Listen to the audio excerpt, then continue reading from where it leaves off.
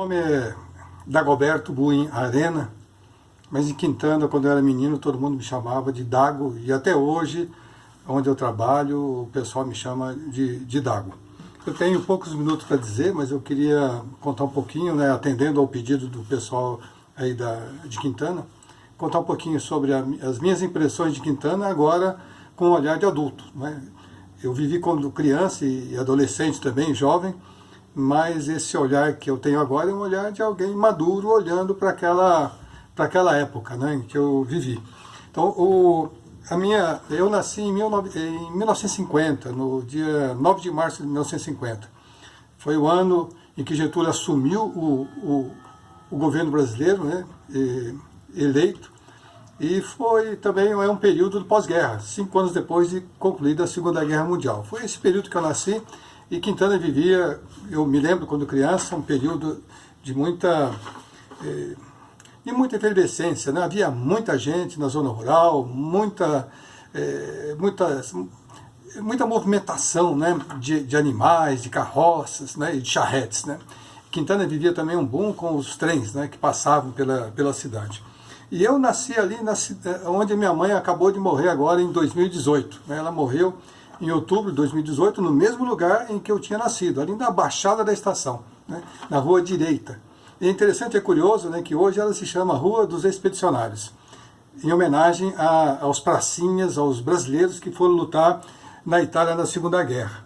Mas antes não, era Rua Direita, porque Quintana, todo mundo percebe, né, ela imitou um pouco São Paulo, né? Quando as pessoas desciam do trem, já desciam na Rua Direita, né? Como São Paulo tem a Rua Direita, né? Mas antes, para chegar na Rua Direita, tinha que atravessar a Avenida Paulista, como se fosse São Paulo. E logo depois da direita encontrava a Avenida São João. Né? E um pouco mais depois encontravam, não a Alameda Santos, como São Paulo, mas a Avenida Santos. Né? Então é nesse lugar que eu nasci.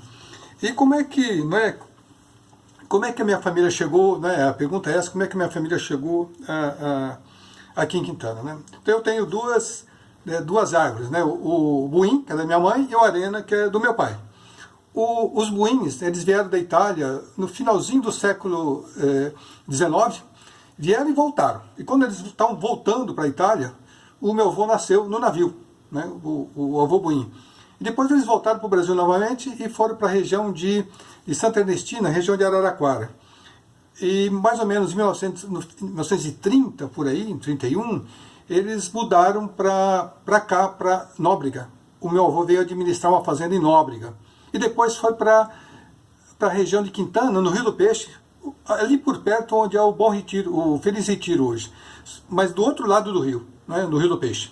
Minha mãe morou ali, em 33 eles estavam ali.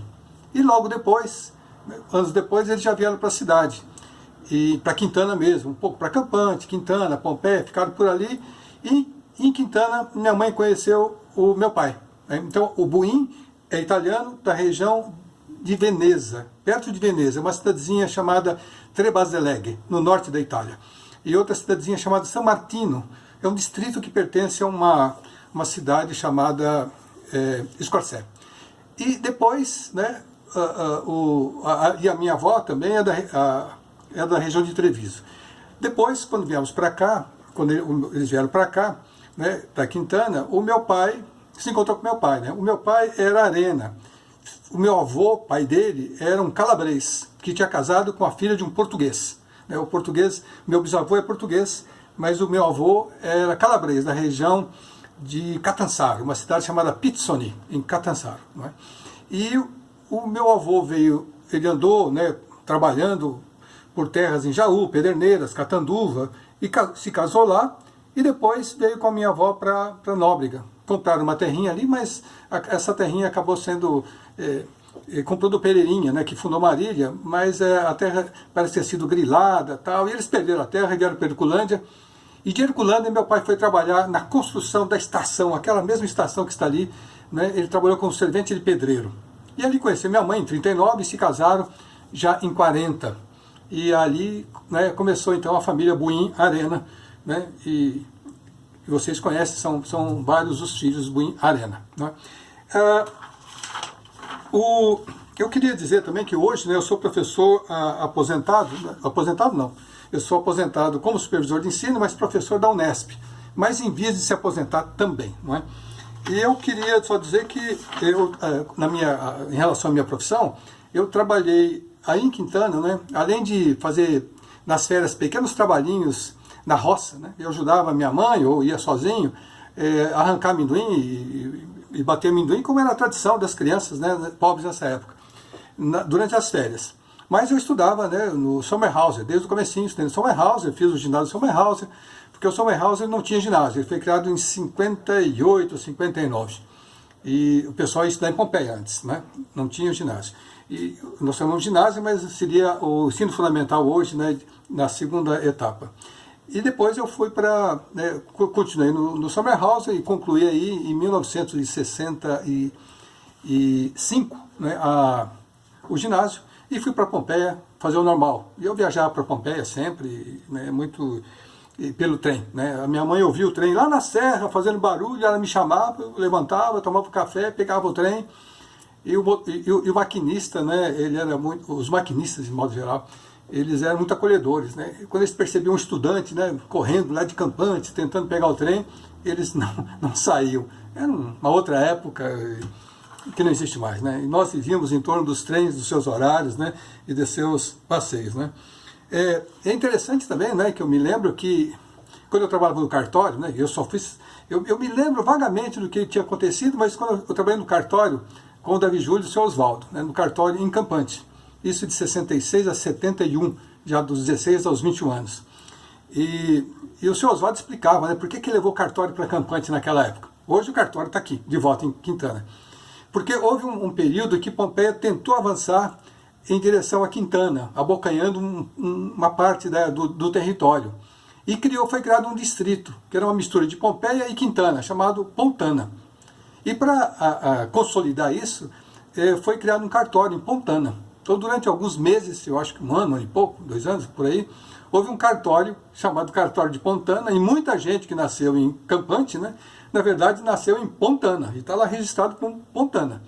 Mas houve um plebiscito, e o povo de Campante parece que, né, pelo que eu me lembro, o povo rejeitou, né, esse distrito de Pontana, e Campante continuou sendo ligada a Quintana, né? Sempre havia esse problema de separação, né? Sempre houve, mas depois isso se acabou. Hoje somos todos, né, de Quintana. Mas é muito curioso, né, essa parte da história. Uma outra questão que eu queria, outro problema que eu queria colocar, não é sobre a minha infância, né? Eu vou falar um pouco sobre algumas coisas da minha infância. Por exemplo, eu me lembro de personagens populares. São esses personagens que aparecem nas cidades e depois somem, né? E eu estou falando aqui, quando eu tinha talvez uns 4, 5 anos, por aí, eu me lembro de um guarda noturno. Quintana tinha um guarda noturno, né, que as crianças sempre ficavam com medo, eu também tinha medo dele, mas era uma pessoa bondosa. E a gente chamava de Zé do Pito. Eu acho que era Zé do Apito, né? A gente dizia Zé do Pito. Ele ficava pitando à noite e andando pela cidade. Suponho que tenha sido alguém pago pela prefeitura. O Zé do Pito era uma figura muito amada por todos, né? E também nós tivemos, todo mundo se lembra, né? Não faz muito tempo, né? Tivemos o Tadico, que era uma figura conhecida de todas as crianças, né? E também é como se ele representasse a cidade, né? Porque ele encarnava a cidade, ele vivia a cidade, apesar de todas as dificuldades de vida que ele tinha. Teve também, quando eu era pequenininho, uma mulher chamada Machina, e a gente tinha medo dela, porque ela era uma velhinha que morava lá numa casinha ali, pro lado do Salão Branco hoje, né? E a gente tinha receio dela, mas só porque ela usava aquelas roupas compridas, escuras, né? E a gente tinha medo da Machina, coisa de criança pequena. Mas eu tinha medo também porque, quando eu era moleque, eu e os irmãos menores, né? Um irmão menor ou um vizinho, a gente saía para recolher ossos, porque o matador matava os animais, algumas vezes no pasto, ficavam por lá, né? Ou os animais morriam, né? E os urubus comiam, e ficavam os ossos. E a gente saía com um saco catando ossos para vender para o seu Hércules, que era um homem que comprava os ossos e revendia. E para nós fazia um troquinho, e com esse troquinho a gente comprava doce, né? Então era uma maneira de fazer dinheiro. Fiz muito isso. Catei muito osso para vender para o seu Hércules, né? E aí eu tinha receio da machina. Vai sim, né? Sempre conta com a machina. E, né? Coisa de criança. A gente também, né? E tinha, durante um curto tempo, logo depois da eleição do Jânio, porque o Jânio tinha o Jânio Quadros, ele passou por Quintana. Ele, durante a campanha, eu me lembro, né, eu fui até a estação porque anunciaram que o Jânio passaria. Realmente ele veio, né, no estilo assim de presidente americano, né, uma locomotiva, 2 vagões, ele no fundo do vagão, né, ele fez um discurso rápido e jogou um monte de vassourinha, que era o símbolo dele, vassourinha de metal, para colocar na lapela. E o Jânio, né, tinha o bordão, né? Ele estava usando a vassoura, o símbolo da vassoura, para varrer, pasmem, a corrupção. Essa história de alguém que chega para varrer a corrupção é antiga. Em 59, que foi a eleição do Jânio, ele fez a mesma coisa, né? Jogou, né, essas vassourinhas, né? E eu peguei um monte, né? Mas ninguém... Nós não votávamos no Jânio, mas o Jânio foi eleito, né? E depois renunciou e deu todos os problemas políticos que vocês sabem. Mas aí apareceu um senhor, né? Sempre, né, um pouco desequilibrado, que andava pelas ruas de Quintana, né? Pegando as sujeiras, os papéis, né? E jogando para as calçadas. Na verdade, não havia calçada. Em Quintana não tinha, só tinha calçada na rua principal, né? E depois não tinha calçada. Era tudo mato, né? Nem guia tinha.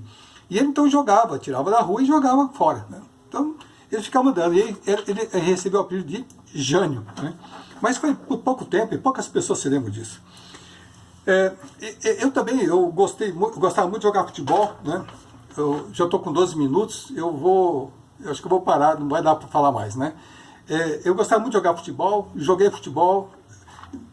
Onde é que eu joguei futebol, né? Nós começávamos quando garotos, eu comecei a jogar com 6 anos mais ou menos, orientado pelo Chicane, pelo Yoshikane Fonk, que é o irmão do Kihira, que vocês conhecem. Ele morava no final, lá embaixo da São João, né, quando já virava para ir para Campante, porque a São João não era uma avenida.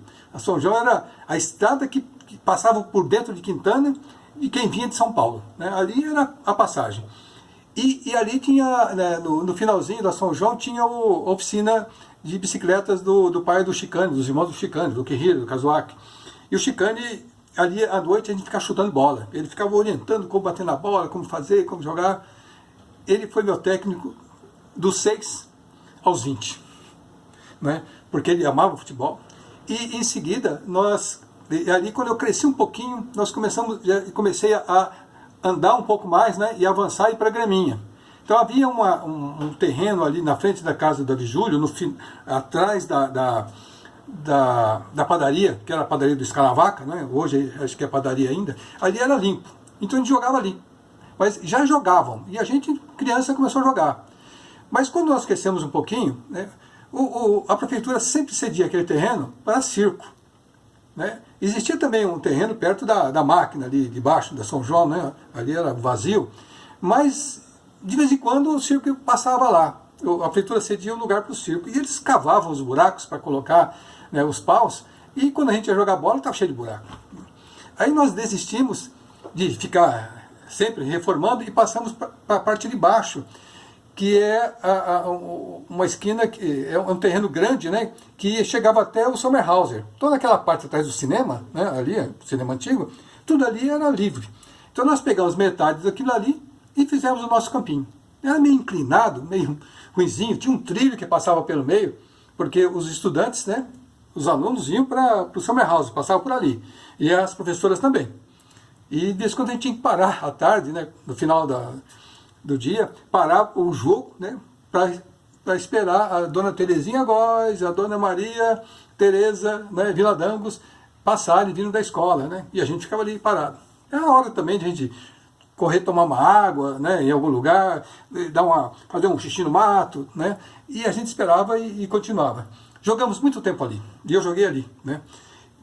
Depois eu passei né, passamos por um time maior, né, o Chicane montou um time de adolescentes chamado CAC, jogamos por toda a região, era um time muito bem organizado, aprendi a jogar bola com ele ali também, e depois fomos para o comercial, né, comercial de Campante, e joguei no comercial também. Eu só vou contar rapidamente o que eu mais me lembro do comercial, né? Foi um campeonato amador que tinha na região, e nós vencemos a fase da região de Tupã, né? E nos classificamos e fomos jogar contra o Oswaldo Cruz, o Oswaldo Cruzense contra o Guarani de Adamantina. Para nós era um feito, né? Quintana, miudinha, jogar com, né, time de grandes cidades. E no primeiro jogo, quando jogamos em Tupã, ganhamos 2-1 com o time de Tupã. Jogamos depois, o Oswaldo Cruzense veio para Quintana, metemos de 4-0, acabamos com o jogo, me lembro até hoje do jogo e dos gols, né? O Zé Muqueta marcando gol, o Dorival Long marcando gol, né? E depois a gente foi, eu jogava de volante, né? Eu só armava, era o chamado garçom, né? E depois fomos para jogar em Adamantina contra o Guarani. Lá dentro metemos de 3-1 no Guarani. Ninguém acreditou, nem nós acreditávamos, né, que podíamos ter ganho de 3-1. E depois, né, voltamos para Quintana, né, fomos receber, né, fomos jogar em Oswaldo Cruz. Aí choveu, deu um pé d'água desgraçado, campo pesado, eu não joguei nada, o Chicane me sacou do time porque eu não fazia nada, não via bola, eles meteram de 6-1. Só que eles reforçaram o time com outros jogadores porque eles foram surpreendidos lá em Quintana. Eles reforçaram com jogadores bons. E aí ganharam. Aí o Guarani foi jogar em Quintana.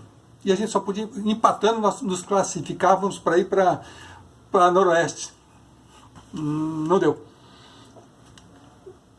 Os caras jogaram atrás, ficaram no contra-ataque. No contra-ataque, o Cissão, que era o nosso zagueiro, e o Jegueira, que era o goleiro, se bateram cabeça e um deixou para o outro, o cara veio, fez 1-0, se retrancaram, perdemos de 1-0 de Quintana, não nos classificamos. Foi triste, me lembro até hoje, né, e faz tempo. Bom, já faz 17 minutos que eu estou falando, né, eu gostaria de falar muito, mas eu queria falar sobre cultura, para fechar até os 20 minutos. Eu sei que pediram 10 minutos, estou falando 20. Para mim, o cinema do seu Lages, do seu Lauro Guimarães, o pai do Zé Roberto do vôlei, né? Ali, e depois quem cuidou foi o Eurípides de Core e a família de Core. Para mim, o cinema foi a grande fonte de cultura de Quintana. Nós nos formamos culturalmente ali. Pelo cinema, eu confesso, eu aprendi a ler como criancinha, porque com uns 4, 5 anos eu já ia ao matinê, aos domingos. Via filme legendado, né? Ou tinha que aprender a ler na marra, né? Então eu aprendi ali no cinema, com os filmes de Bang Bang, né? a ler, e a cultura toda entrava pelo cinema. A cultura da França, a cultura da Alemanha, a cultura dos Estados Unidos, a cultura do Japão, porque havia filmes japoneses, porque a colônia japonesa era muito grande em Quintana, né? O pessoal lá de Campante lá vinha, né, para ver os filmes às quartas-feiras, que passavam os filmes japoneses. Então essa cultura entrava, né, em Quintana, e nós bebíamos essa cultura. Além disso, em casa, minha mãe também ouvia muito rádio, nós tínhamos livros, meus irmãos estudavam, né, fora, em Pompeia, eles sempre traziam livros. Então eu me formei culturalmente graças ao ambiente familiar, a minha mãe e meus irmãos, né, e meu pai que liam e discutiam, né, as coisas do mundo que vinham pelo rádio, e pelo cinema de Quintana. Mas tem uma outra coisa que veio um pouco depois, né, quando eu comecei a ir, já ia para o ginásio, eu passava antes no Bazar do Seu Gregório, de Core, e ali ele tinha uma pequena banca. Eu botava a mãozinha para trás, para não mexer no jornal, porque ele não gostava, certamente, né, para não folhear o jornal, e eu lia as manchetes da Folha e os artigos da Folha que estavam na parte de cima, não é? Porque eu não podia virar o jornal.